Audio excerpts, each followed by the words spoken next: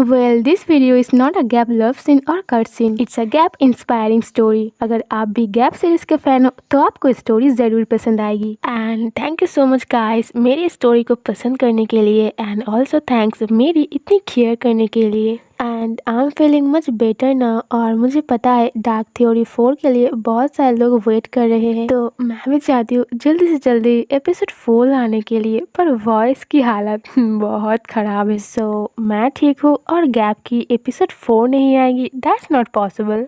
Well, आज voice में उतनी एफर्ट्स नहीं मिलेगी, but I will try my best. तो एपी 4 स्टार्ट करते हैं। तो रूही की बॉस यानी कि नताशा ने उसे आज 3 स्टोरी कंप्लीट करके इवनिंग तक उसके ऑफिस में जमा करने के लिए कहती है और फिर वहाँ से सनग्लास पहन के एटीट्यूड के साथ निकल जाती है। रूही नताशा को देख रही थी और सारे एम्प्लॉय रूही को देख रही थी। नताशा के चले जाने के बाद सारे एम्प्लॉय रूही से कहती है, रूही ये तुमने क्या किया? और जो राइटिंग डायरेक्टर थी वो तो उसके पास आकर उसे हक करती है क्योंकि वो उसके लिए स्टेप ली थी।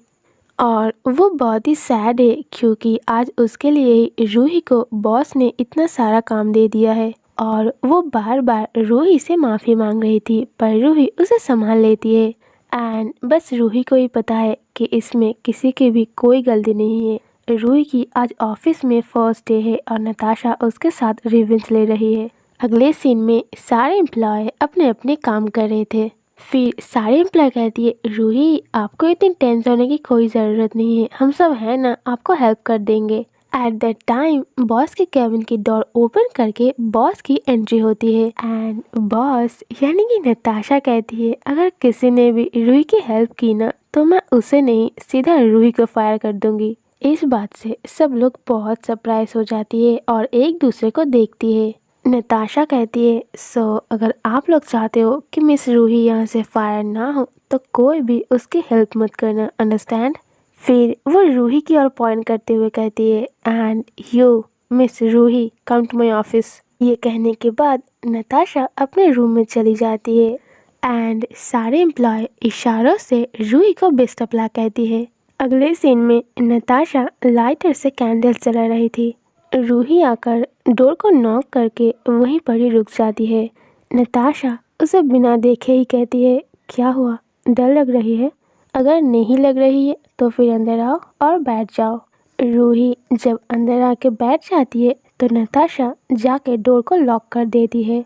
रूही इस सिचुएशन में कोई भी रिएक्ट नहीं करती है, वो एकदम स्ट्रेट बैठी थी। नताशा डोर को लॉक करने के बाद वहाँ से आते हुए कहती है, 5 साल पहले मैंने जो रूही को देखी थी आज की रूही में बहुत फर्क है। दूसरों के लिए सोचना, उनके लिए स्टेप लेना, दैट्स वेरी गुड। रूही इस बात को इग्नोर करते हुए कहती है, मुझे पता है कि आपने मुझे जॉब पर वापस क्यों बुलाया है और आज इतनी कम टाइम में मुझे 3 स्टोरी कंप्लीट करने के लिए क्यों कहा है। नताशा उसके पास आकर कहती है, ओके तुम्हें नहीं लगता कि तुम कुछ ज़्यादा ही जान गए हो? और जितना कि मुझे पता है मैंने तो तुमसे नहीं कहा था उसके लिए स्टेप लेने के लिए। रूही कहती है, क्योंकि आप गलत थे, आपको उसे थोड़ी टाइम देना चाहिए थी, आपको ऐसा नहीं करना चाहिए थी। नताशा कहती है, वाह, एक न्यू एम्प्लॉय इस ऑफिस में आकर उसी ऑफिस की बॉस को समझा रही है क्या करना चाहिए और क्या नहीं। ये कुछ ज़्यादा नहीं हो गई? तुम सच में बहुत ही ब्रेव लड़की हो। आई थॉट कि तुम बस अपनी फ्रेंड सर्कल में ही ब्रेव रहते हो, बट आई वॉज रॉन्ग। एक न्यू एम्प्लॉय होकर उसी ऑफिस की बॉस के सामने ये कहना कि आप गलत हो। एंड मोस्ट इम्पॉर्टेंट बात जब सिर्फ बॉस और एम्प्लॉय की नहीं है, हम दोनों के बीच कुछ पर्सनल प्रॉब्लम्स भी है। इस सिचुएशन में होकर तुम मुझसे ये बात कर रहे हो, ये सच में बहुत ही ब्रेव होने वाली बात है। And for your kind information, तुम भी उस दिन गलत थे। क्या गलत है और क्या सही, तुम तो मुझे बिल्कुल भी मत बोलो। और अगर अपनी जॉब प्यारी है तो वो करो जो मैंने तुमसे कहा है। रूही आगे और कुछ भी नहीं कहती है, वो नताशा के रूम से निकल जाती है। रूही जब डोर ओपन करके वहाँ से चली जाती है तो नताशा की फ्रेंड आती है। वो आकर नताशा से कहती है, यार नताशा, आर यू सीरियस? वो तुझे आज इवनिंग तक 3 स्टोरी कंप्लीट करके दे पाएगी? तुझे नहीं लगता कि तू कुछ ज़्यादा ही फोर्स कर रही है? नताशा कहती है, आई डोंट थिंक सो। उस दिन वो मेरे साथ जो की थी ये तो बहुत कम है उसके लिए। उसकी फ्रेंड कहती है, इसका मतलब रूही सही है, तू प्रोफेशनल और पर्सनल को एक कर रही है। नताशा कहती है, मुझे नहीं पता मैं क्या कर रही हूँ। उसकी फ्रेंड कहती है, पर तू तो उसे लाइक करती है ना। नताशा कहती है मैं उसे लाइक करती थी और अभी उसके लिए जो भी फीलिंग्स है उससे काफी ज्यादा मैं उसे हेट करती हूँ। अगले सीन में रूही को दिखाई जाती है, वो बहुत ही टेंस थी क्योंकि शाम हो चुकी है और उसकी अभी तक 3 स्टोरी कंप्लीट नहीं हुई है। वो जल्दी जल्दी अपनी स्टोरी को कंप्लीट करने की कोशिश करती है। At that time again Natasha आती है, पर वो अभी रूही को अपनी केबिन में नहीं बुलाती है। वो सारे एम्प्लॉय के सामने ही कहती है मुझे पता है कि तुम कंप्लीट नहीं कर पाओगे, पर मैं तुम्हें एक चांस ज़रूर दूंगी। तुम्हारे पास आज पूरी रात है, पर कल मॉर्निंग होने से पहले मुझे ये सारे स्टोरी चाहिए। फिर रात हो चुका था, सारे एम्प्लॉय अपने अपने काम खत्म करके अपने घर पे जा चुका था। इस ऑफिस में एम्प्लॉयज़ की छुट्टी होती है 9 PM तक, पर नताशा निकलती है 10 PM को, क्योंकि नताशा को घर जाना उतना पसंद नहीं है क्योंकि उसके घर में कोई उसके लिए वेट ही नहीं करती है। वो घर से ज़्यादा ऑफिस में ही स्टे करती है। सो आज भी नॉर्मल डे की तरह ही एज यूजुअल नताशा अपनी लास्ट वर्क को कंप्लीट करके ऑफिस से निकल जाती है। फिर अपनी कार में बैठकर ड्राइव करते हुए घर आ जाती है। घर पहुंचने के बाद नताशा अपने घर की डोर ओपन करती है। उसकी पूरी घर में कैंडल्स जल रही थी क्योंकि नताशा को रोशनी बिल्कुल पसंद नहीं है, उसे अंधेरों में रहना ही अच्छा लगता है। और ऐसे ही शाम हो जाने के बाद वो अपने घर में लाइट्स नहीं कैंडल्स यूज़ करती है। वो अपने बेडरूम में आकर क्लॉथ्स चेंज करके शावर रूम में चली जाती है। फिर एक वाइन की ग्लास लेकर वो शावर टब में बैठ जाती है। कुछ सेकंड बाद उसे रियलाइज होती है कि बाहर बारिश हो रही है। नताशा को उस दिन की याद आ रही थी। उस दिन भी तो बहुत बारिश हो रही थी और वो अपने मॉम डैड के लिए वेट कर रही थी। नो, उसके रियल मॉम डैड नहीं, जिन लोगों ने उसे अडॉप्ट की थी। उस दिन रूही के साथ उस इंसिडेंट के बाद जब वो कॉलेज से बाहर आकर हाईवे क्रॉस कर रही थी तो एक कार की फ्लैशलाइट आकर उसके सामने रुक जाती है और उसकी एक्सीडेंट हो जाती है। पर वो जब हॉस्पिटल में अपनी आंखें खोलती है तो वो सामने एक कपल को देखती है और उन लोगों ने उसे ऑफिशियली अडॉप्ट की थी। नताशा उस दिन सोच रही थी रूही से इंसल्ट होने के बाद उस दिन उसकी लाइफ की लास्ट डे थी,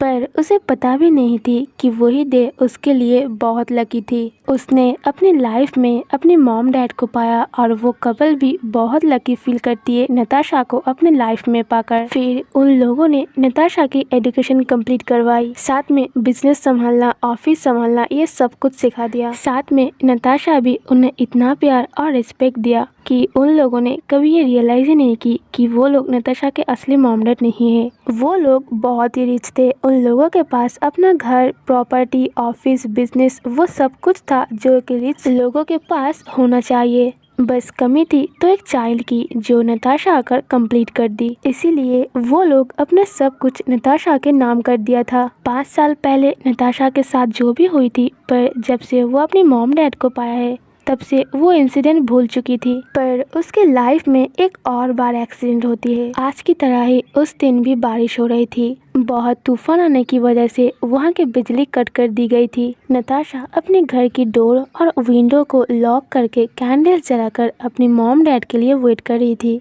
पर बहुत टाइम बीत जाती है और उसकी मॉम डैड घर पे वापस नहीं आती है। अगली मॉर्निंग जब सब कुछ ठीक हो जाती है तो उसकी वहाँ कॉल आती है। नताशा जब कॉल उठाती है तो वहाँ से कोई कहता है, हेलो, आप नताशा बोल रहे हो? आपकी मॉम डैड की एक्सीडेंट हो चुकी है, प्लीज़ आप आकर एक बार उन्हें देख लीजिए। नताशा के हाथ से फ़ोन गिर जाती है। वो देखती है अभी तक उसके घर की कैंडल्स जल रही थी। बाहर सब कुछ तो बहुत नॉर्मल है, पर उसकी लाइफ पूरी तरह बिखर चुकी थी। पर उस टाइम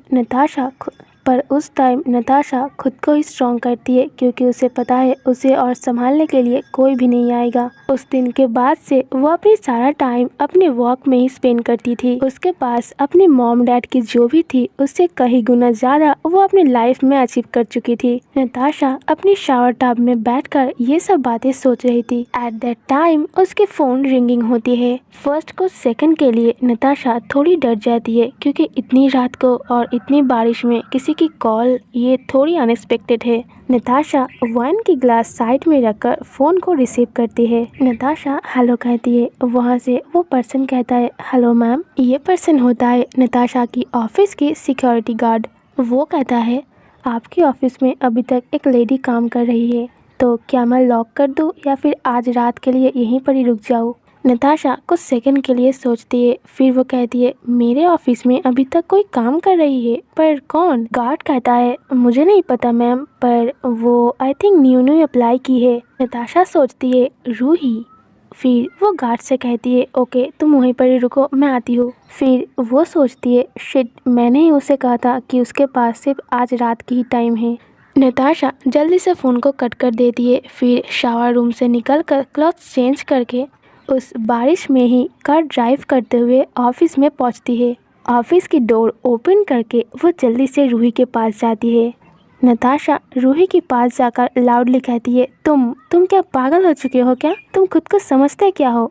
इतनी रात को इतनी बारिश में ऑफिस में कौन काम करती है? आई नो कि मैंने ही तुम्हें कहा है कि आज रात की तुम्हारे पास टाइम है, पर ये काम तो तुम अपने घर में जाके भी कर सकते हो, है ना? रूही इतने टाइम से नताशा की किसी भी बात की कोई रिप्लाई नहीं करती है।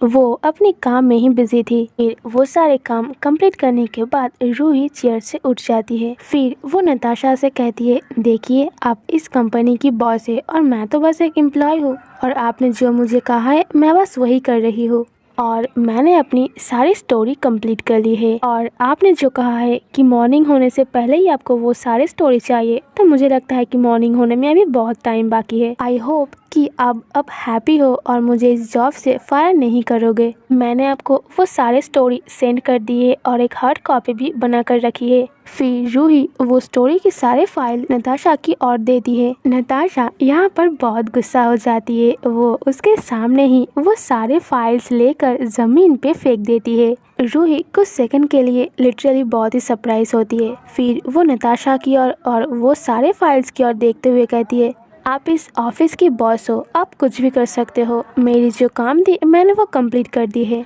और वैसे भी आप तो इस कंपनी की बॉस हो ना, और मैं तो बस एक एम्प्लॉय, तो आप मेरे बारे में इतना क्यों सोच रहे हो? ऊपर से आपने ही कहा ना कि हम दोनों के बीच पर्सनल प्रॉब्लम्स है। मैंने आपको सबके सामने इंसल्ट की थी ना, तो अब आप भी मेरे साथ वही कर रहे हो, तो अब मेरे लिए इतना टेंस क्यों हो रहे हो? आप भी इंसल्ट करो। ओह माय बैड, पर यहाँ पर तो कोई भी नहीं है।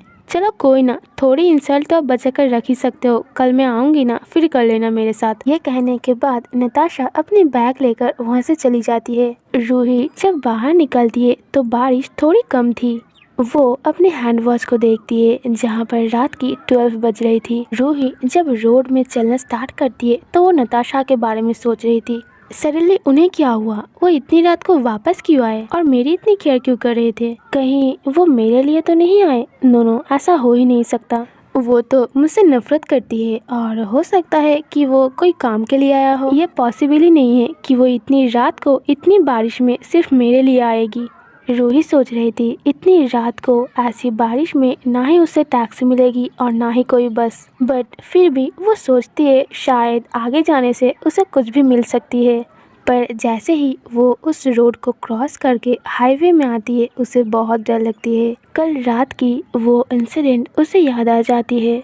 कल और आज में कोई डिफरेंस नहीं है। कल वो हाईवे में थी और आज भी वो हाईवे में है। डिफरेंस सिर्फ यही है कि कल वो अपने घर से भाग रही थी और आज वो वही घर में वापस जा रही है। कुछ सेकंड बाद उसे रियलाइज होती है कि ये कार बहुत टाइम से उसे फॉलो कर रही है। रूही बहुत डर जाती है। इतनी रात को वो अकेली, और उसके घर यहाँ से बहुत दूर है, और बारिश होने की वजह से आसपास कोई लोग या फिर कुछ कार भी दिखाई नहीं दे रही है। रूही बहुत डर जाती है। वो और पीछे घूमकर नहीं देखती है, वो बस जल्दी से जल्दी चलने लगती है। उसकी हार्ट बीट इतना ज़्यादा फास्ट थी कि उसे अपनी हार्ट बीट सुनाई दे रही थी। वो फील कर रही थी कि वो कार धीरे धीरे उसकी बहुत करीब आ रही थी। रूही कल के इंसिडेंट से बहुत डरी हुई थी। वो सोच रही थी कहीं ये कार अविनाश की तो नहीं है। ऑल राइट गाइस, एपिसोड 4 यहीं पर ही ख़त्म होती है। बाकी की पार्ट हम एपिसोड 5 में सुनेंगे। एंड आपको क्या लगता है वो कार किसका है? एंड एपिसोड 4 आपको कैसा लगा ये आप मुझे कमेंट कर सकते हो। So there is the video. If you like this video please give it a like and also subscribe to the channel. See you soon in next video. Love you guys, take care and bye bye.